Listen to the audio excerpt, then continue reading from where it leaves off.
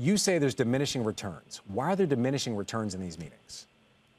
Well, first of all, Frank, I do think it's important to note that talking and meeting is important. But the way that this used to work is foreign CEOs would show up, they would make pledges for further investment, they would praise the leadership. That would usually yield some sort of additional access to markets, additional deals. Those days are gone largely, Frank, because China doesn't need Western companies the way that they used to. There are many areas in which China is, quite frankly, looking to be more self-reliant. And so they have options. They have domestic options.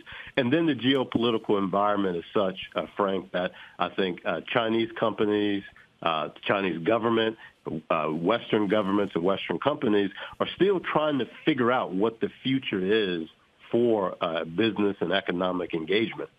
All right, so they're still trying to figure it out. So you say China doesn't necessarily need U.S. and other Western companies as they once did, but they still want them there. So why do they still want to have these meetings? Why still engage and try to attract foreign investment?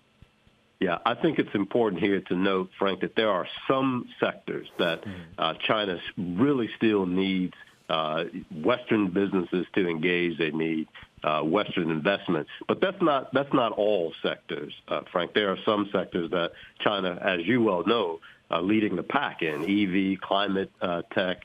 But where there's a need, the door is open. But the important thing to note here, Frank, is that this is more of a tactical shift than a long-term strategy adjustment by Xi.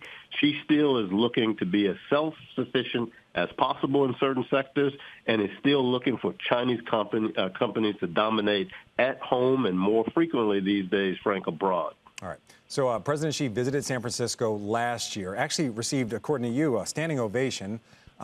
You're hoping this time it's a bit of a different tone. You're actually hoping that U.S. CEOs press President Xi and other Chinese leaders. What do you want them to press the Chinese leaders about?